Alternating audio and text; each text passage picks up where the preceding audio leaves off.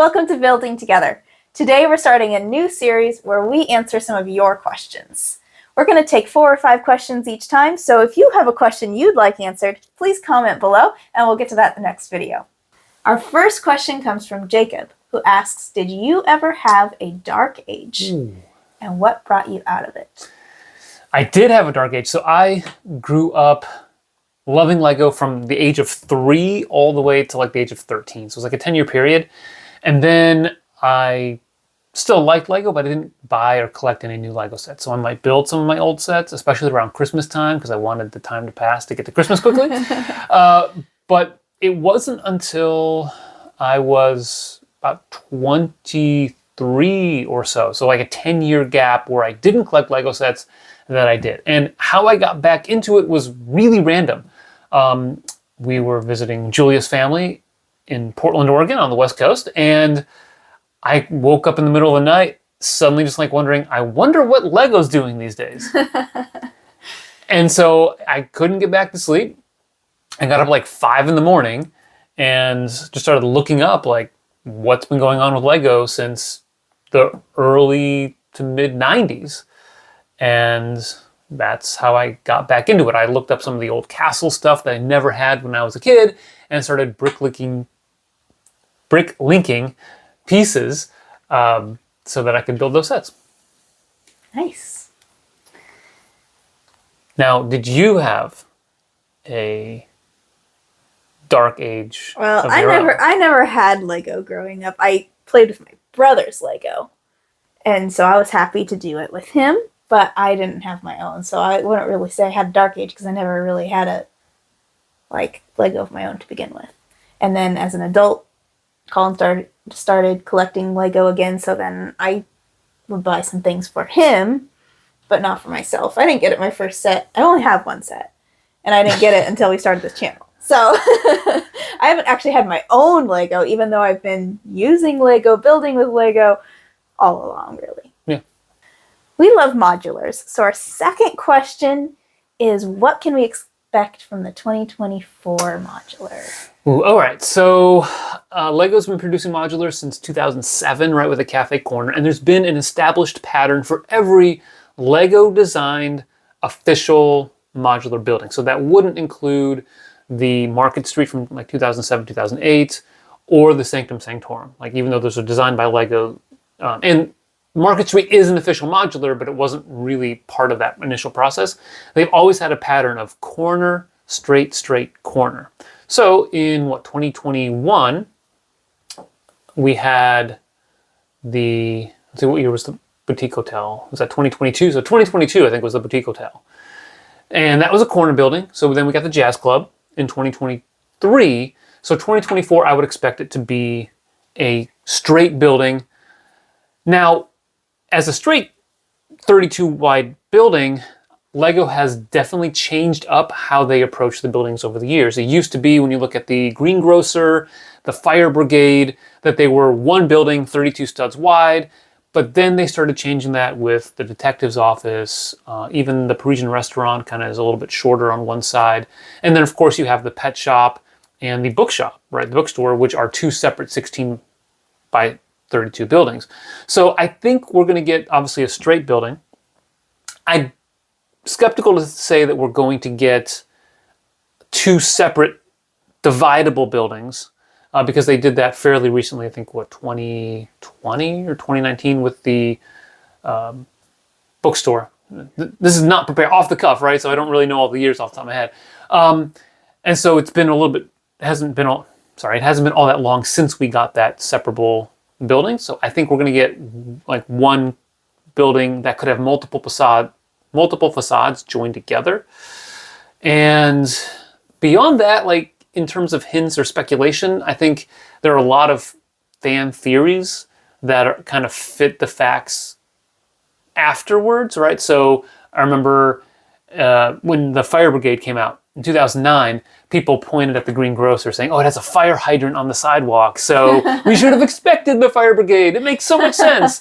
Or even with the Boutique Hotel, right, where it has the little poster on the stairwell, and it's got a jazz club thing on, or jazz concert coming up, and so that was the the Easter egg for the Jazz Club. I think sometimes that works out, but it's not something that's a routine pattern in what Lego does for the modular building. So beyond the straight 32 wide base plate, and again, the exception to that being Assembly Square, which is the 10th anniversary, which is 48 wide. I think it'll be 32 studs wide, straight building, likely to be multiple facades connected, but I'm not sure what else. What would you want, if I can throw the question back at you? What would you want in terms of like color scheme or even types of establishments? I think for color scheme, it'd be nice to have, I think, more of a neutral color rather than a bright color, because that goes more with the modulars. But one color I do like that's already in a couple of the buildings but isn't overdone is that sand blue color. Oh yeah, That's the really pet shop nice. definitely has that. Assembly Square has something. It's been a while since they put the sand blue in one of the modular buildings. It has. That's true. Okay. So might like to see that color. Another interesting color that's already in there but not used much is that flesh color of the Boutique Hotel. And no, I don't think that would necessarily go well with the sand blue, but I think that would be an interesting color to see used. Yeah. What about establishments? When I think about like city and what I like to do, I thought, a playhouse would be cool. They have a cinema, but a playhouse would be cool. Like a theater. But I think even cooler than that might be like a science museum. Oh, yeah. Okay. Or some sort of museum. I know a lot of Lego fans, modular fans, have wanted a museum. So that's definitely high on the list. A lot of them have mentioned some sort of train station or something like that. Another one that we don't see a lot of is hospitals. Like we have some dental stuff. I know in the Assembly Square, we've also got a vet, Dr. Jones there in the corner garage who hates snakes, conveniently enough. But no real like hospital setting. So we have obviously like town hall. We have other emergency response like fire and police. No medical. So that could be something. I don't know if we can really guess until leaks start emerging, credible leaks, and I'm guessing those aren't going to come until at earliest November. Hopefully pictures from Lego in the first or second week of December. So we got a few months to go, but I always love a good modular talk. One thing I would like to see, and you've already said this is probably not going to happen, and I agree with you, but one thing I would like to see is to have one building. I know like one of the criticisms with the Jazz Club was that because they had the little pizza building next to it, there just wasn't room in the Jazz Club itself to really do it justice. So yeah. I personally, I prefer to see one building instead of those multiple establishments. Yeah, I like some of my favorite modulars do have that long facade that really kind of allows you to put a lot of details and make that coherent. But I also know that it was kind of fun building some aspects of the Jazz Club, and I love the Assembly Square, which is 3 buildings with different dimensions and all that. So we'll see what they come out with. I have high expectations, as do many of you, so let's see what they do. Yeah. All right, on to our next question. Okay. This question comes from Loader Bricks. Okay. And Loader Bricks asks, do you like Lord of the Rings Lego? And do you think it will make a full return? Thank you for the question, Loader Bricks. I do like Lord of the Rings Lego. It's one of those themes that I wish we had more sets from. I remember when they first came out with Lord of the Rings Lego over 10 years ago. I mean, some of the sets, the Helm's Deep set remains one of my favorite sets of all time. I mean, it's just a really cool set, some fun builds, but it's just so iconic. When you paired that with the Uruk-hai army set that came out at the same time, like you had an even longer extension to Helm's Deep and more Uruk-hai figures to populate your battle. The Weathertop set was good, and I think one of the great sets of all time. In fact, I think we'll do maybe one of these days a what makes this set great is the bag end. That set is so cool and just iconic, and for a reasonable price at the time as well. So loved those sets. Huge fan of the Rivendell set. It will probably always have a prominent place in our display, wherever it may be. It's just so cool. But a full return, I doubt. And here's why. I don't think the Amazon series went as well as they may have been hoping. And I'm not saying that Lego timed up the Rivendell with that in any stretch. I think that, they have the rights to create Lego sets on Lord of the Rings. But I think they wanted to like put something out there that was really cool that they knew fans would want and that would sell well.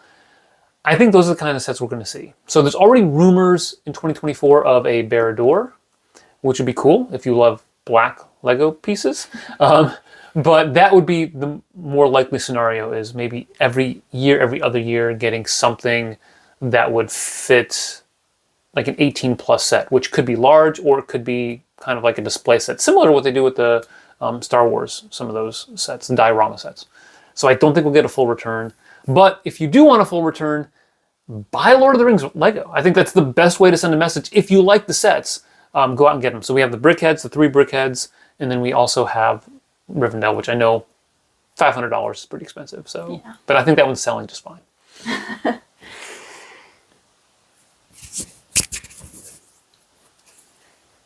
So I heard that there's some changes coming to the Lego VIP program. Is this a good thing? Yeah, so if you've been watching Lego news on YouTube or the interwebs, Lego has announced that they're going from Lego VIP to Lego Insiders. And I think there are a couple of benefits, and I think there are some things that really aren't going to change a whole lot. So I think one of the benefits is that it takes all of your Lego accounts, whether it's your VIP, whether it's your Lego Life magazine account, all those logins, and puts them under one banner. So that makes it easier, presumably easier for us to log in, and we have everything there. So one of the benefits is that they allow you to catalog your whole Lego collection, I think. So you can go back and enter it all into one place. So you can have a list of your Lego sets. The drawback to that, of course, is other websites have been doing that for a long time. I think going back to like the early 2000s, you had Peeron.com, which would allow you to do that. Of course, Brickset allows you to do that. So I've already listed all my sets in Brickset, and I don't really see a whole need to do that. Another benefit is that you can scan some of your more recent Lego instruction manuals to get VIP or Insider points. I think each scan would be the equivalent of like 15 cents. So if you've got a bunch of set manuals, you can scan those in and get a little extra discount or extra Insiders points. That said, I don't think it's adding a whole lot to what we already have. I use VIP for discounts. I'm not really big into some of the free redeemable sets that they have, but I do like getting the discounts on purchasing sets. What matters to me first and foremost is whether or not the system works. We've had a situation a couple times. I know you went to the store once and they couldn't log into the VIP system from our Lego store. And it wasn't our Lego store's fault, it was a system-wide problem. I want that to work well. I think that's the important thing. Whatever they have, however they want to brand it, doesn't matter to me as long as it has discounts and it has the ability for the system to work when I go to the Lego store and get Lego sets, because otherwise those are the main things I use it for. Okay, our last question from Jacob again is, do you remember your first set? I do. My first set was this fire chief's car. It was really small. I think I was like 3 years old. And in fact, I still have one of the bricks from it. It was a printed 1x2 red brick with like black lines to be like the radiator grill. And so I remember just swooshing that car around as like a really little kid. And this would have been probably 1986, like really, really young kid. I do remember my first building was the motorcycle shop, which I think came out in 1984, 85. That one I remember building as like a 4-year-old, and actually like being able to almost basically memorize how to build it. Like didn't even need the instructions. And that's cool. And we actually did a video a while ago on that, on whether that was still relevant. Like if you had that set, would kids, like our kids, still play with it? So if you want to check that out, we'll put that in the card up above us right now. So that Fire Chief, first car, first building, motorcycle shop. First castle was the Black Falcon's Fortress on my 5th birthday. So I remember that one as well. So good first sets. Of course, vehicles and buildings, much like probably many of you. Yeah. So do you remember the first set? I mean, you only have the one, but the first one you remember playing with? No. Not at all? Okay. Yeah, just curious. Well, that concludes their questions for today.